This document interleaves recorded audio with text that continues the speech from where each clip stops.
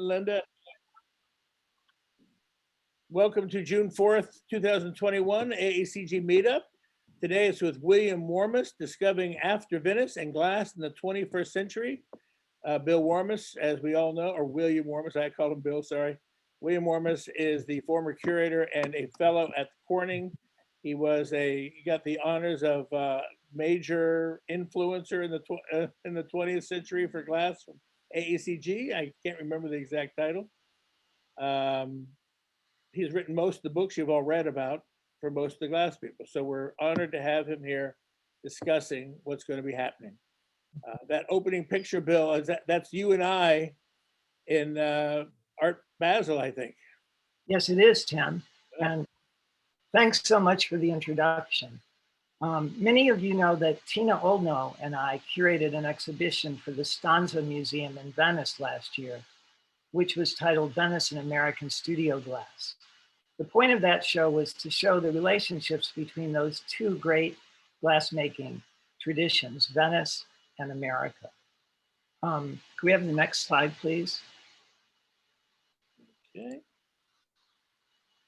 So I'm starting to wax a little bit nostalgic about this show. Last September, at the height of the pandemic, I had to travel from Ithaca, New York to Venice to oversee the installation of the exhibition and to meet with the press. So here I am in my outfit, ready to go to Venice, looking kind of scary by today's standards. And I don't know, maybe it's a little bit like the pandemic, we're gaining some distance from it now, and this seems like a period piece, perhaps, I hope. Oh, that's the best you've ever looked. You better hold on to that. I know, I like that look too, especially the goggles. Okay. So it's always great to go to Venice. During an earlier trip, I was able to watch the Vogolonga from the balcony of the palazzo where I was staying. Next, please. But we put together the show under the pandemic conditions with everyone wearing masks, as for example with this, assembling the Harvey Littleton sculpture. And the next one shows a team of workmen putting together a very heavy piece by Stephen Powell called The Zoomer. Go on, please.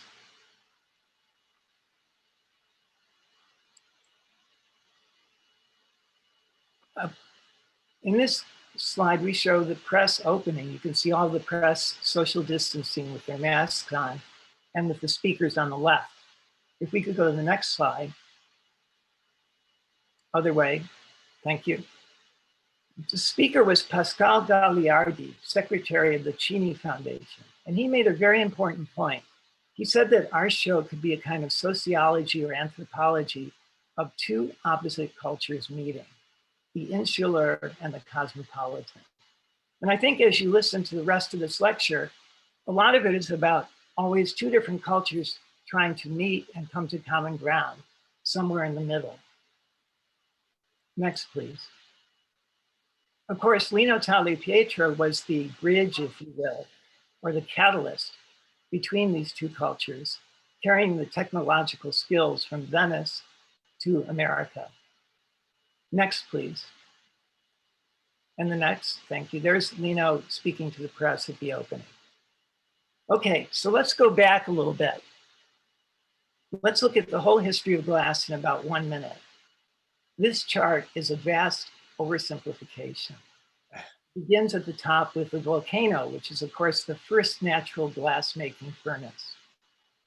From there we go to Egypt, which focused on flat glass inlays, to ancient Rome, where blown glass was developed and became important, to the Middle Ages, where blown glass was overtaken by stained glass, to Venice, where blown glass again overtook flat glass. We're like two horses neck and neck, and it seems like the flat glass traditions and the blown glass traditions alternate places in time. To the 20th century, which I think of as the century of artistic glass, from Gallet and Tiffany through studio glass.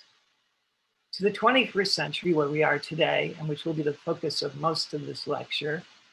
Now, the Microsoft program that generated this image stuck an arrow going from 21st century glass back to the volcano. That wasn't me doing that, but I thought when I looked at it, oh my God, is that where we're headed for a volcano again? So I fixed it a little bit. I added an arrow that points straight up from 21st century glass. Are we going towards the volcano or towards something new? Let's look at the next slide. Okay, I always like to show this. Marvin Lepofsky loves to tell the story that when the earliest students of Harvey were making pieces, they would put all their work jointly in an annealer. And the next day when it would come out, no one could tell which work belonged to which artist. In other words, there was not much differentiation. The skills were very weak. Go on, please. I think of studio glass as a period from 1942 to the year 2000. 42 being the first year that Harvey Littleton actually experimented with glass in Corning, and 2000 being the apogee. Go on. And studio glass constantly shuttles back and forth between a sort of supreme elegance, like this crown by Harvey Littleton, very assured, color field, and Venetian oriented. Next, to this piece, also by Harvey Littleton, which was done by shooting an armor-piercing bullet into a pane of supposedly bulletproof glass, the edge as well as the beauty. Next, in a piece like Fritz Dreisbach, even though we see this wonderful early studio glass piece as struggling to gain better skills, we also see that it made a commentary that was aesthetic. Next, please. The bleached out figures almost appear abstract or surreal. Moving along, one of the monuments to this period was Richard Marquis's Lord's Prayer Marini. Think about this. Every letter in that prayer was a handmade Marini cane. Those canes were then fused together to create names like Father or words like art in heaven. And then fused into this cane, which, if we show the next image, is about that size. Back one, please. It's about that size on your laptop, if that's what you're looking at. It was, I think, one of the major monuments to early studio glass, indicative of an edge, but also the wonderful dry sense of humor of early artists, like the whole Lord's Prayer inscribed on the head of the pen. Now, Bill Warmus has one of these that he doesn't, most people don't know, that I find even more impressive. You're going to show yours, Bill? No. I don't usually admit to having one, and mine is much smaller than this one. Yes. Strangely enough, the bigger the slice of the Lord's Prayer, the more valuable it is. But when you write the opposite, that the more microscopic it is, the more valuable it is. Okay. Go ahead, move on. I'm there. Moving to the sublime ambitions of someone like Dale Chihuly with this tower built in the Citadel in Jerusalem in 1999, which I think of as a wonderful color-filled sculpture, as if a can of paint had been poured at the top and dribbled down through the base. Those are the triumphs of studio glass. And of course, Dale triumphed above all, perhaps from a fame point of view, when he spent time with Queen Elizabeth showing his work at the Victoria and Albert Museum. And we can't conclude any brief survey of the triumphs of studio glass without the work of Brichtova and Lubensky. Their work, for me, shows the self-assurance of high modernism. Okay, that's the 20th century. There's another lecture to be given probably, I think increasingly looking back on the old 20th century, that the entire period from Tiffany and Gallet through Lalique and studio glass should be looked at as a period of artistic glass, as one period with continuity, rather than a break between the old glassmakers and studio glass. But what about the 21st century? Where are we and where are we headed? Let's look next, please. You know, 2021 is a really important year. Unfortunately, because of the pandemic, we weren't able to prepare celebrations worthy of this year. 25 years since Giulio of Venice, 50 since Pilchuck, Esteel's 80th birthday in September, 100th anniversary of the Venetian Company. Big date, which we're passing over with a degree of silence. Next, please. And next. So Tim, you can chime in here if you want. Tim and I were talking on the phone about this a few weeks ago, and we thought, how can we assess where 25th first century glass has come? We've been looking at that on our site, Glass Secessionism and 20th first century glass, for a long time. But how could we do that more formally? For example, through museum presentations. It clicked with us that 2025 would be an excellent year to look at for many reasons. It's a quarter of the century will have passed. It gives us a chance to think about what's happened in those last 25 years. And interestingly enough, when I look back at what had happened earlier, I discovered that 100 years ago, in 1925, the French had a world exposition in Paris that gave the name to Art Deco.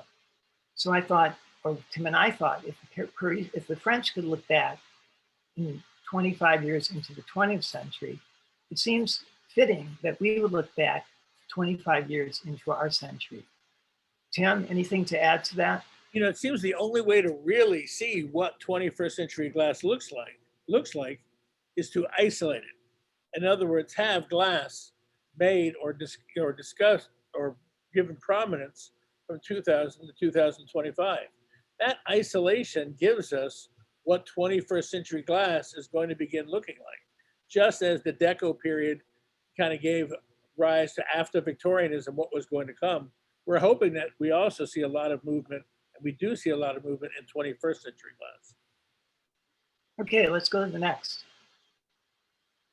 Back up one, please. Oh, sorry, there you go. Thank you. So everyone is going to have a different analysis on what's important in 21st century glass. Here's my stab at it, and I'm by no means bonded to this arrangement. I could go other ways. I would love disagreement. But I think at the center there is the evolution of studio glass into new things.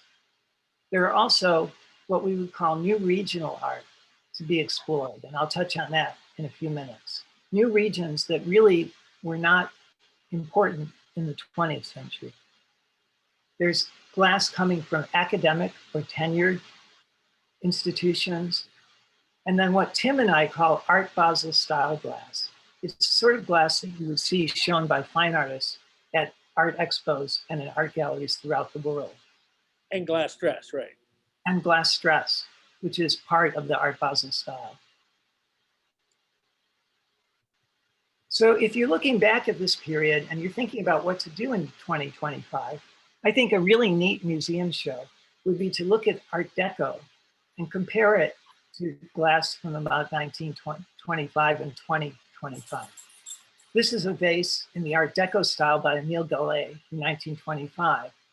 Now look at this next piece, a work by April Surgeon in the 21st century, an iceberg in the style of, in the thinking of Gallet, if you will, but with no more polar bears.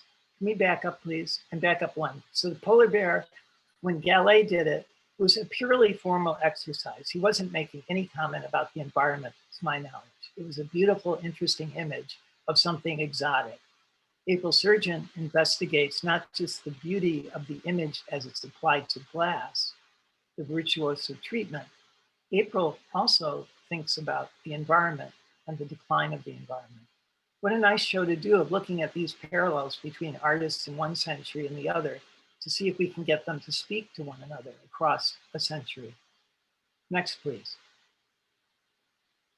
Okay, let's look at these 3 or so categories that I've made in my notebook as central ones to think about. The first is the evolution of Venetian influenced studio glass. In our show, we outline 2 major aesthetic components, One was the adaptation of curvilinear perspective, the idea that you would move around the object, which was unique to glass making in many ways. The second was the investigation of molten landscapes. Glass was great at making what looked like molten landscapes, a style that was called, or a technique called, chalcedony glass. And that influenced painters like Titian and Bellini. Next, please. Of course, Lino would transfer these skills to America, the idea of the curvilinear, not just in the top of the vase, next please, like this dinosaur, but also in your requirement to walk all the way around because the vase and its decoration pulls your eye around. Next, please. In the 21st century, Nancy Callan is evolving studio glass into the next step. Go on. With work like the Robber, where you're definitely desirous of pulling around the piece. You feel like the piece is spinning on the blowpipe, even when it was completed. And by the way, as someone who has a kind of scrawny little beard, I really admire the guy on the right and his beard. Although I don't think it would go over well with my family if I were to try to grow it that long. And I'd kill for that tiny waist of his. Okay, go ahead. Okay. Nancy Callan's droplet pieces really take advantage of the curvilinear perspective. These are cane pieces with sliced up canes, which look like those sort of thimble structures that are in white. And if we go to the next slide, you can see how in the upper right and at the top, your eye is really pulled around by the distortion of the cane. You really want to move around the piece and follow its curvilinear perspective. In molten landscapes, the formula for chalcedony glass was lost after the Renaissance. But one artist, Josh Simpson, has spent hours and hours trying to recreate it, 500 different formulas. And what's interesting to me is that Josh was enabled to have a second act, if you will. He's pretty well defined in the 21st century by things like his megaplanets. But in the 21st century, he rediscovered for himself the formula for chalcedony glass. He calls it corona. And here's one of the discs. But rather than making an earthly landscape, he's made it a landscape that you would see from space, like an image from the Hubble Space Telescope. So it's really possible to have a second act in the 21st century and move forward. And of course, our own Norwood Viviano has shown that. He was influenced by Venetian techniques early on in his career, but he found a way to merge them with the analysis of big data and science, as in the city's underwater pieces. Next. With the detail here, you can see on the left that Norfolk, Virginia will unfortunately be flooded by 100% sometime in the next 500 years. So Norwood really found a way to combine big data analysis with elegant forms. And these are really new kinds of forms. If you're just looking at them as beautiful sculptures, I think they hold their own. But having the data overlaid on them makes them very rich art objects. And Tim, maybe you want to say a word about how excited we were to see this piece at Art Miami and Heller Gallery. So let me start with saying that 5 years before this, I think maybe the first thing he did was he did plumb bobs hanging from the ceiling, and they were different widths and lengths depending on population growth by different cities. So I'd seen that at Art Miami several years before this. So when we came to, this is at Art Miami again, this at Heller Gallery, it was such a nice, refreshing thing to actually see blown work there, especially as astute as he is. So it was a great day for us, as Bill pointed out, because we hunt quite a bit for every piece of studio glass or any kind of glass that we can find at these art fairs, and that was a good day. Okay, let's move on. Harvey Littleton's work, which I come back to, The Blue Projectile Impact from 1984, demonstrates the power of the projectile, the fragility of glass. It's really an old style studio glass piece with a formalist aesthetic and an edge. But if you update that evolution of studio glass, we come to the next work by Monica Guggisberg and Philip Baldwin. This is a boat with ammunition inside. If we could go to the next one.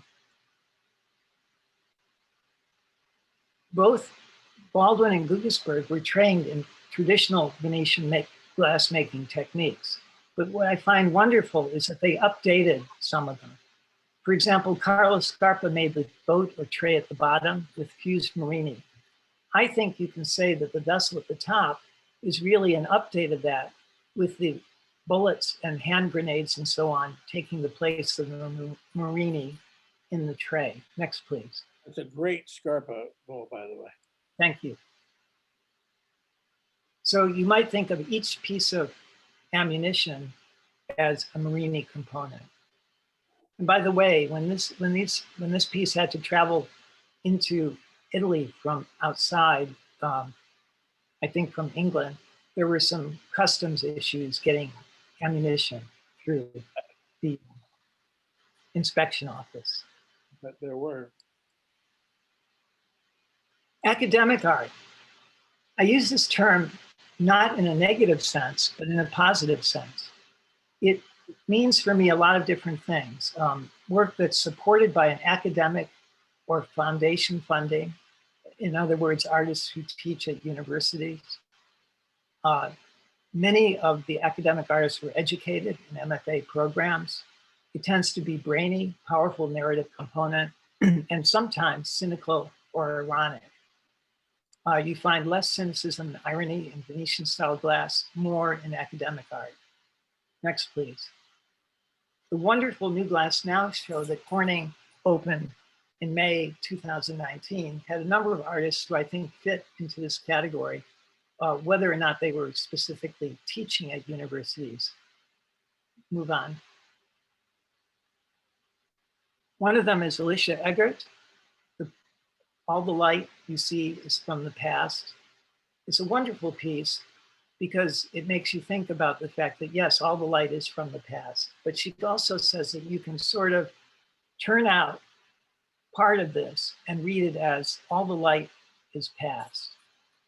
It's about the power of tradition from the past, but also the ephemerality of light. Okay. I see below that, by the way, Edward Verme's walking thermos bottle from Glass Dress. I just noticed. Go ahead. I love this piece by Lothar Botcher. It's a pocket lens. He got tired of people always walking around looking down at the screens on their cell phones, you know, like this. So he made a pocket lens that's almost exactly the size of a cell phone that you can carry around. Instead of looking at things in virtual reality, you can look at the world in real reality. Very nice comment. He is keeping South Africa glass alive too, folks. He lives outside of Pretoria. So it's really nice to see people from all walks of all points of the compass when we talk about glass in the 21st century. Yeah, it definitely is. Helen Lee, Alphabet. These are individual glass letters, each made from individual marinis.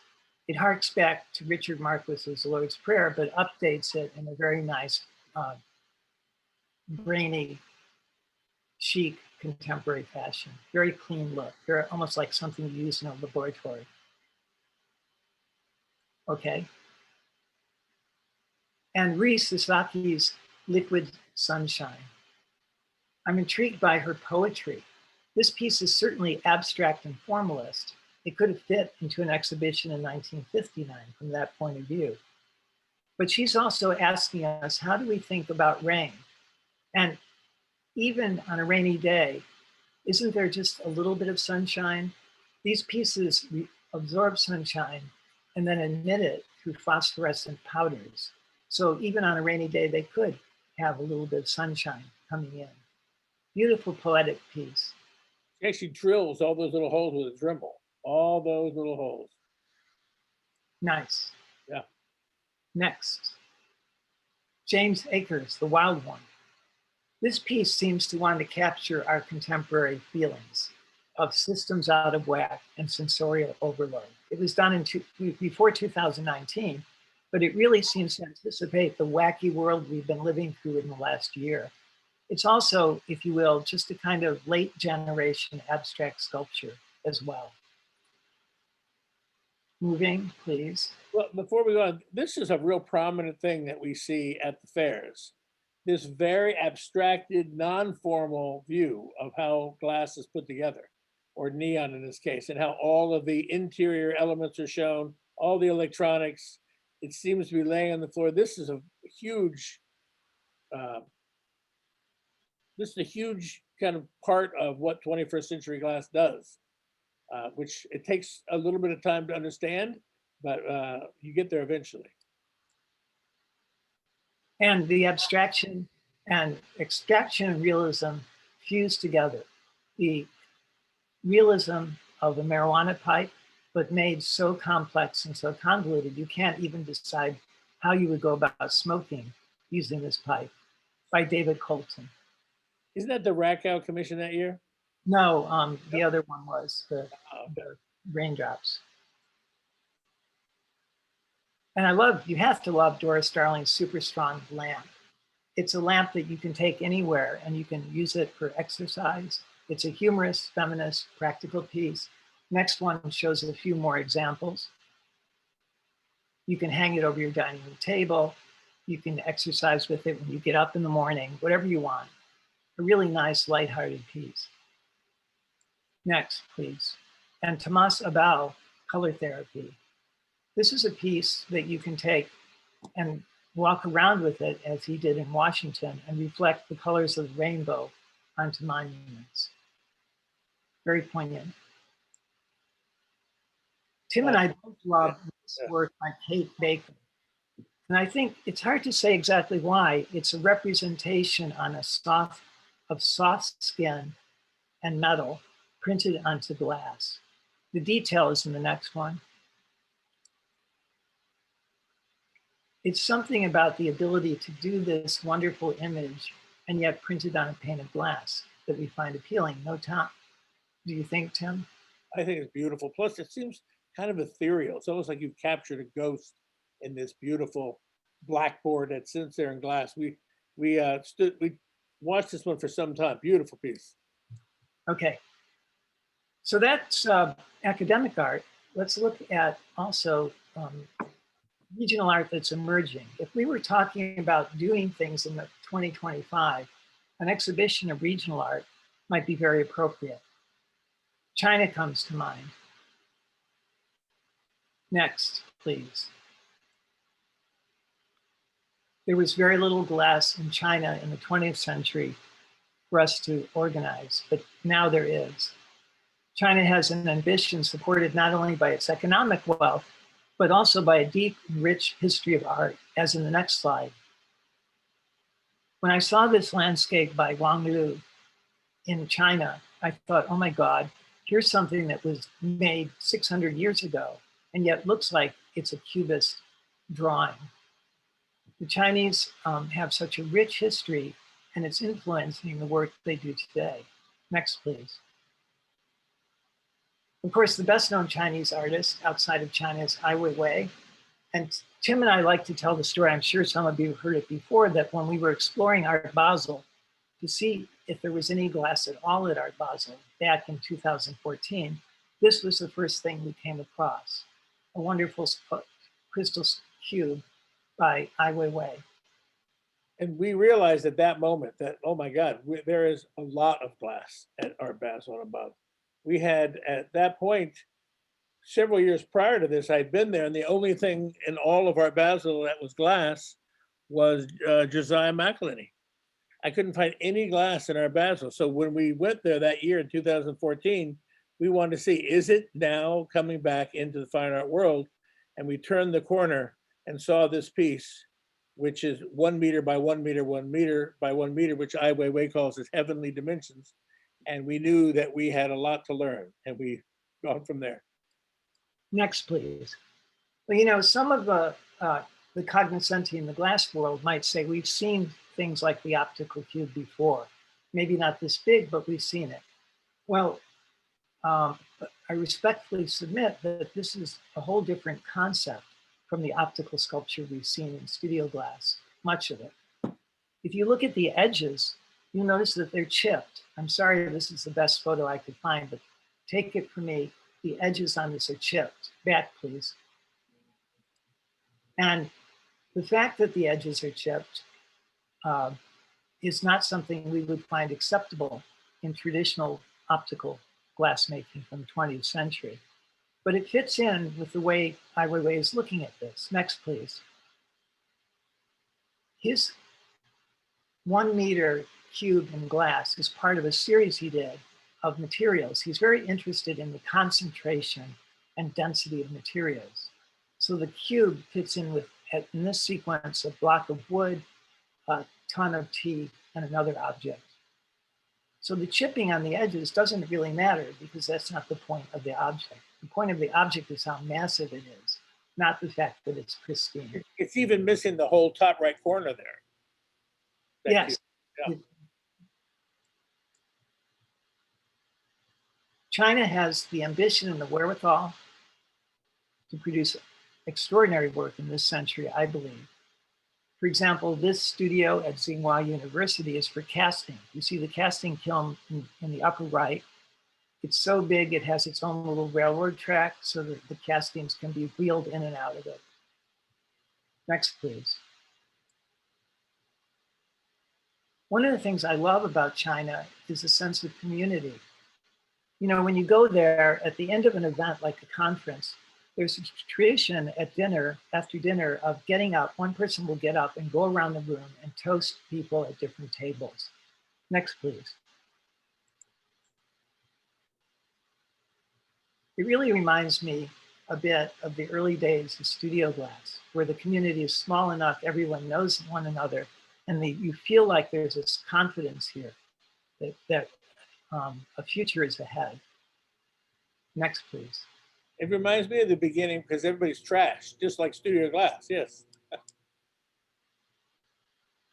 I won't go there, Tim. Okay, Not okay. a recorded lecture. So Ai Weiwei, I'm sorry, is one aspect of Chinese glass. Another are artists like Jing Li, who's a professor at Tsinghua University. On the left, earlier work done with just plastic wrap or plastic garbage bags to form a structure, as on the left, that looks like a Chinese landscape painting. On the right, some of his work in glass. At the top, a bamboo pole holding up a transmission line, the bamboo pole of glass. And the one at the bottom is the kind of spoof on Venetian style glass making. So there is an emerging, successful, interesting group of artists in China, and I hope we can survey them in greater detail in 2025. Next, please. They've done extraordinary things in China on a large scale. They seem to love glass bridges. There are dozens of them in China. Here, lots of pedestrians crossing a rather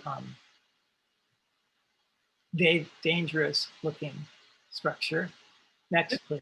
Didn't some of the panels on the ground blow off at one point? On one of them, yes. Well, man, okay. I'll let you go first. Okay. And the use of glass in architecture. This is not owned just by the Chinese, but in a lecture like this, I can't dwell on architecture too much, but architecture is one of the greatest games for glass in the 21st century. This is the Shanghai Tower, the world's second tallest building, glass clad. Next, please. And one more. If you look at the center image, you can see that the building is basically a glass tube inside of another glass tube. On the left, you can see that the space between the two glass tubes is the atrium. And one of the things I love on the right is the way there's very delicate crenellations of glass as it drops down and down and down. It gives it a very subtle, almost Art Deco feel. South Africa is a very small but promising community, as Tim mentioned. And I was just going to show Lothar's work one last time in the next slide to remind us that that's a promising community. I don't know enough about it. We need to explore it more. Moving on. And Argentina. Tim and I were surprised to find how many members we had in the 21st Century Glass group from Argentina. You want to say something about that, Tim? You know, we expected the United States, we expected Japan, we expected England, but we didn't expect that Argentina would come in so strongly. It turns out they have a flourishing glass community there with many works of people you've seen, such as Miriam DeFore and one with the children. My memory is so bad today. Also, Andrea de la Ponte and a variety of other people. The woman who runs most of the, or knows most about the glass community in Argentina, who we're going to have on a July 16th, I think it is, or July 6th talk here, is also the Argentinian and Uruguayan chairperson for Year of the Glass as well. So we'll have her talk about both. And there's quite a few artists from that region. Next, please. Just a couple of artists from Argentina, Montserrat Duran Montadas, wonderfully intriguing biomorphic objects. And Eugenio Cutica, this impressive installation. Next. The figures are acrylic, they're not glass. And I put them in here also to bring up a point that Tim and I have noticed going through exhibitions at Art Basel and elsewhere, that frequently glass and plastics are integrated. And sometimes we can't tell the difference. Is it plastic? Is it glass? Next, please. And next. We're moving, this is an Asian artist, Kohai Nawa, but I'm putting the person in to make the point about glass and plastics increasingly being integrated into the same object. These, the deer, for example, if you look closely in the next slide, what's glass and what's plastic? Well, the artist tells us that the bigger ones tend to be plastic and the smaller spheres tend to be glass. But you know, really, does it matter? It's a transparent medium. And it is an existential question facing us as people interested in glass. To what degree should we accept plastic as glass? Just as if the two were the same medium from an artistic point of view. And in this case, this glass and that plastic is acting in the same way as a magnifier and transmitter of light. So in that sense, they do identical things.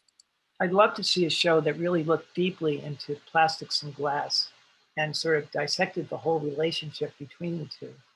You know, Bill and I spent, I don't know how long, 30 minutes at one of the pieces. Who did the kidney bean in Chicago?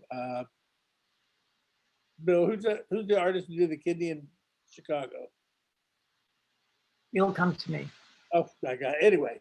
Anish Kapoor did. Thank you. My God. So we spent a long time in front of Anish Kapoor's piece that we were not sure if it was glass or acrylic. I mean, we must have been there 30 minutes, and we just finally, after 30 minutes, ascertained that it was probably acrylic.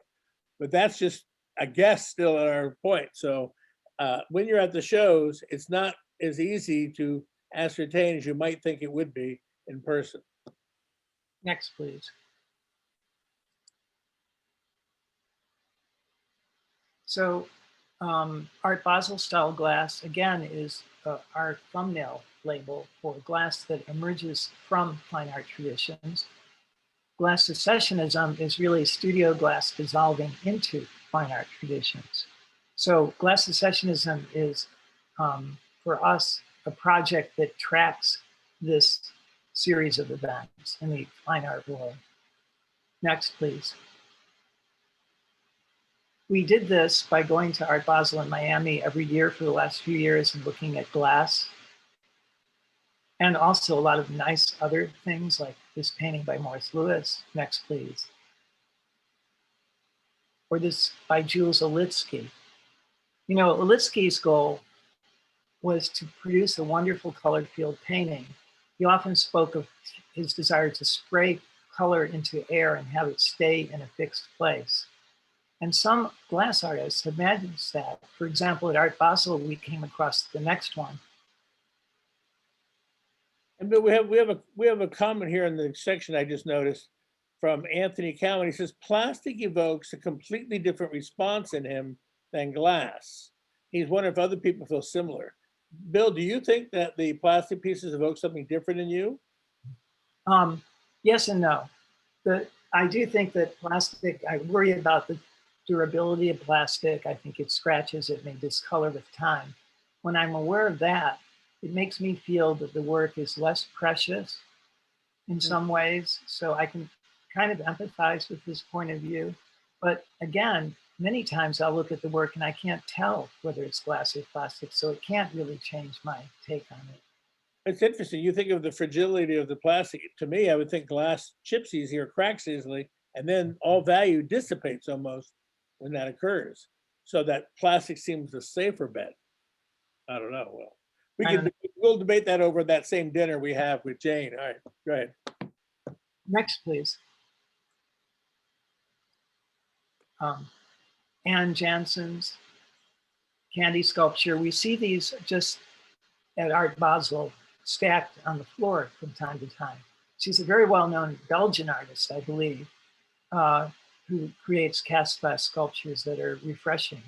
She actually represented her country in the Biennale one year. And Ronnie Horn, in terms of color field sculptures, this is extraordinary. As you can see, it's so big, so valuable, it even comes with its own bodyguard standing at the upper right. He takes his job very seriously, we discovered. Next, please. We found that David Hockney is interested in glass, ranging from these video panels at Art Basel. Next, please. To stained glass. You can see a stained glass window that he designed for a church in the upper right of this image. I believe that's the Queen's window at Winchester Cathedral. Yes, thank you for clarification. No problem.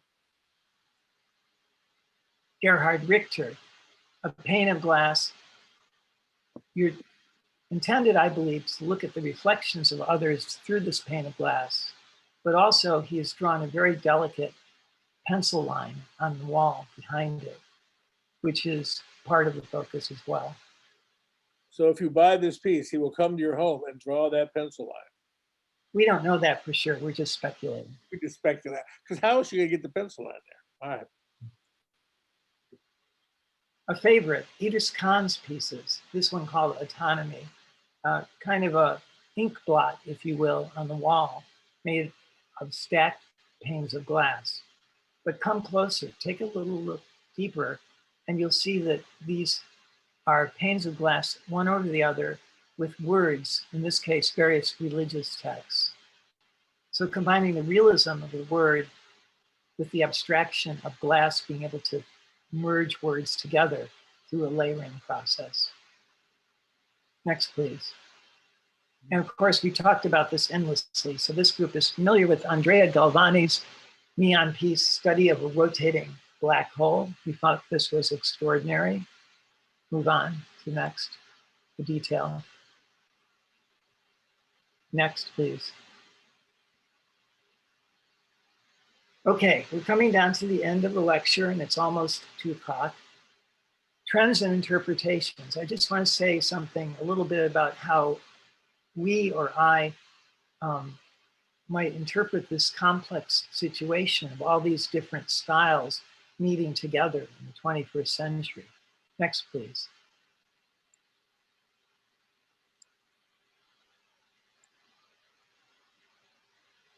For me personally, I developed a theory called reticulate aesthetics there at the center, which helped me get through all of this. Reticulate aesthetics is nothing other than the idea that the world now is like a web rather than a hierarchy like a tree. This means that you have to accept that things are messy and kind of revel in the messiness of them. You have to accept that we now live in a world of teamwork more than the world of standout individuals. And you judge differently too.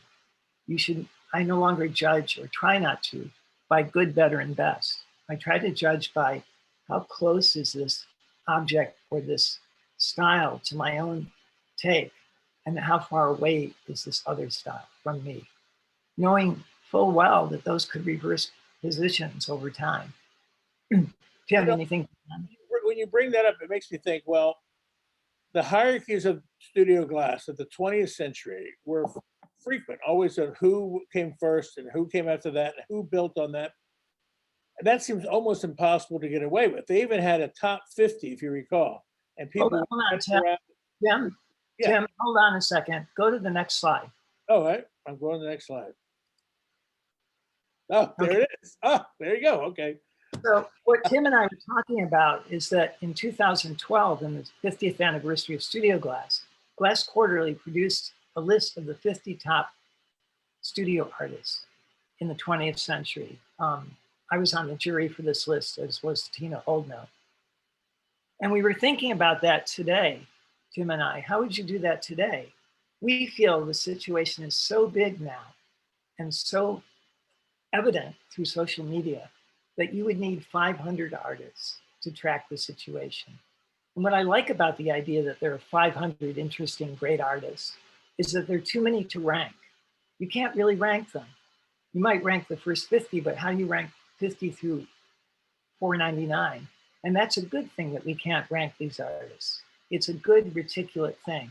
What we can say is that a certain artist is closer to my interest at the moment.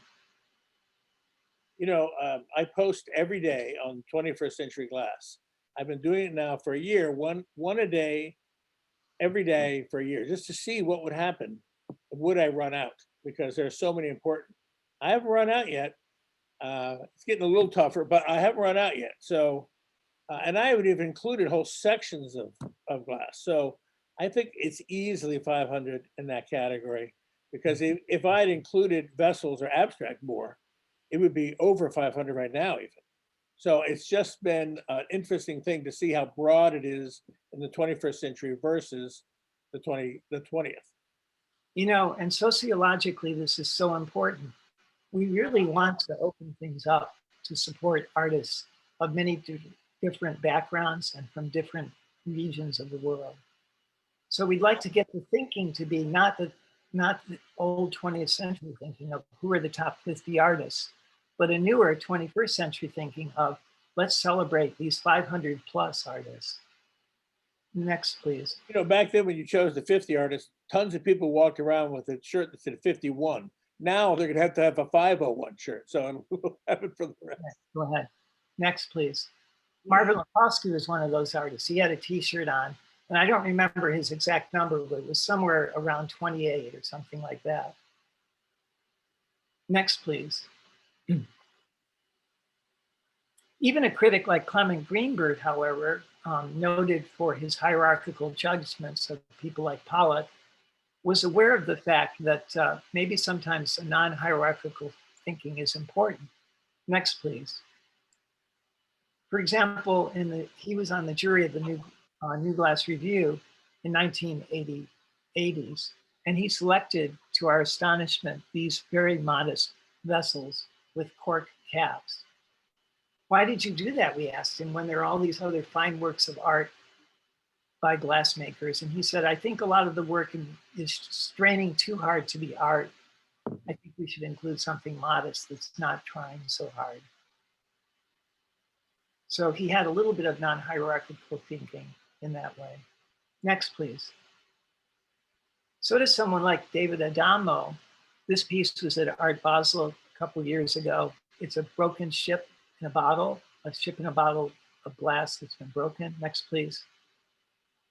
And I think Adamo's point, again, is that even something modest like a ship in a bottle is worth looking at if you can treat it in a new way. At the bottom, you see an ear of corn cast in bronze. Adamo likes to preserve memories of things that are decayed or destroyed. And you can bet that every single fragment of that glass vessel was important and meaningful to him. Next, please.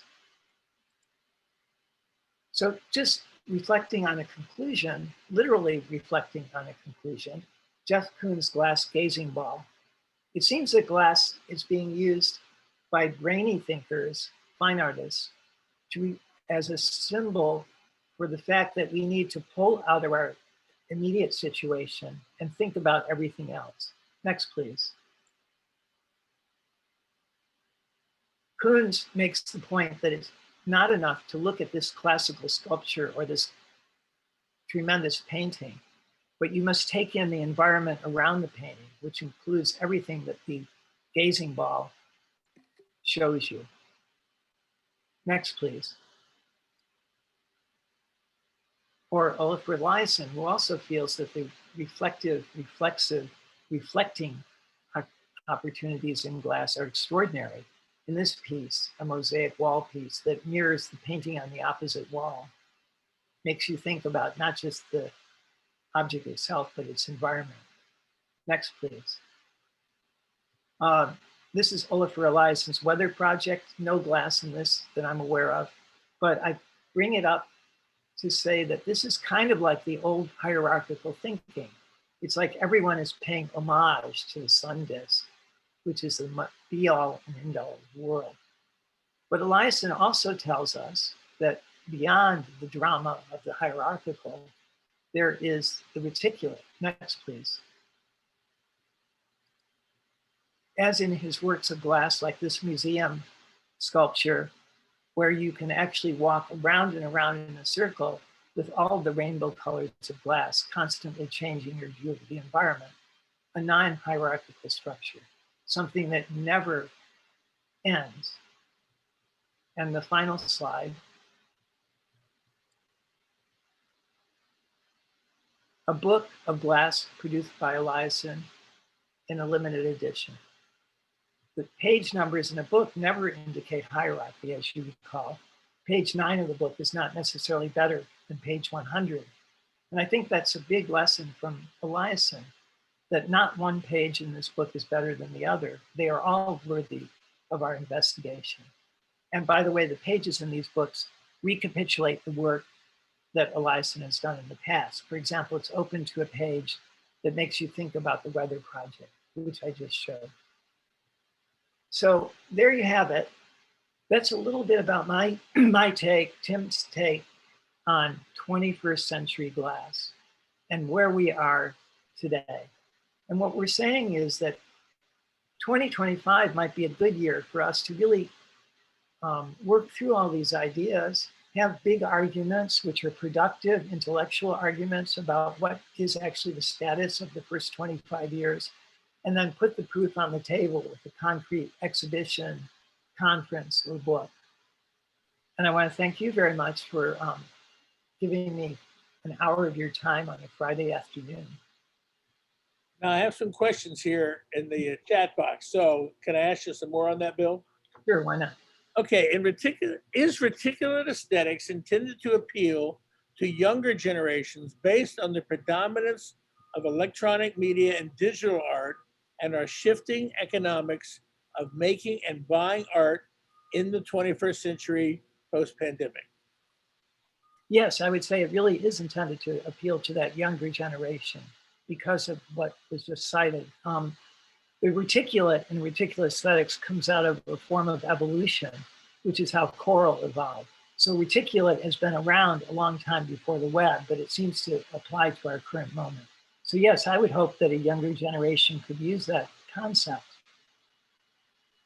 Next one is, in compiling the list, I think this is about the 21st century glass page, in compiling this to include jewelry artists who create both functional and non-functional jewelry, but use their forms to create conceptual statements. We've had jewelry on there before. I think there was some just last week, but we put jewelry on the 21st century glass page as well.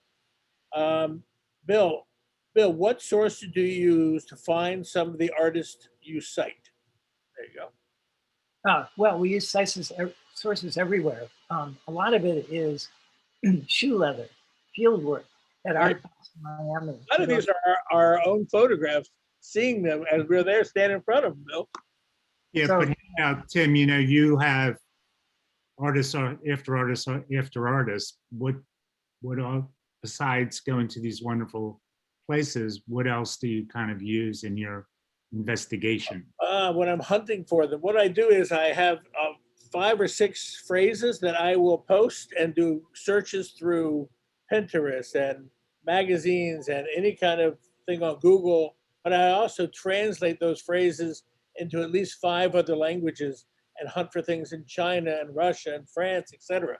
So I go through all the time. It takes me probably a couple hours a day of going through and finding kind of museum level glass, or at least really amazing glass around the world. And I'm not done yet. And fortunately, the 21st Century Glass page allows me to schedule in advance. So I don't have to do it like every morning. I can schedule when I find a large amount of. So yes, I agree. Social media searching has been very useful for our research.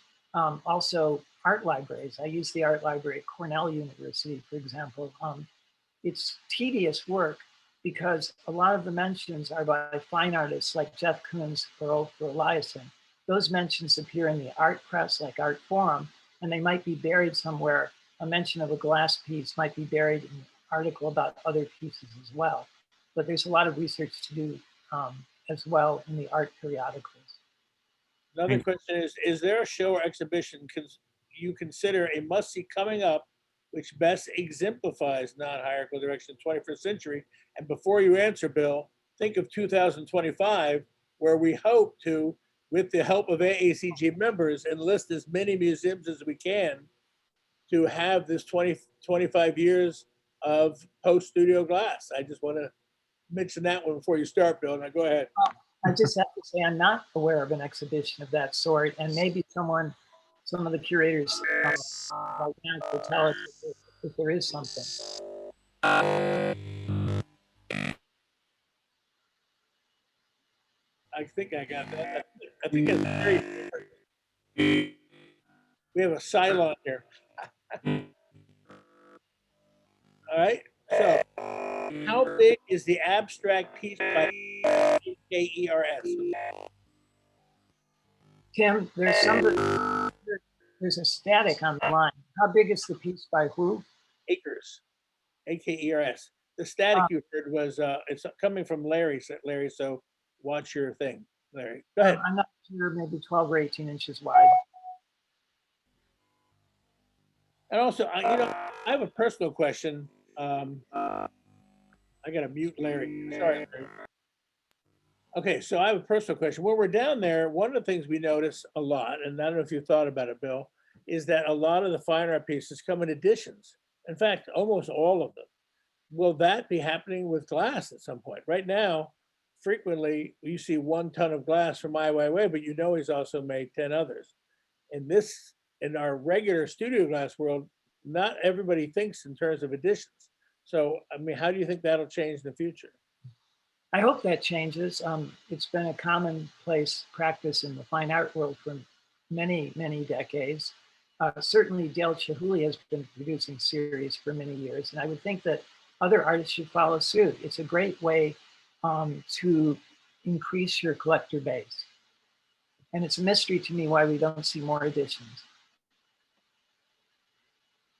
Also, if you want to hear about some unusual things, I'll mention this coming up.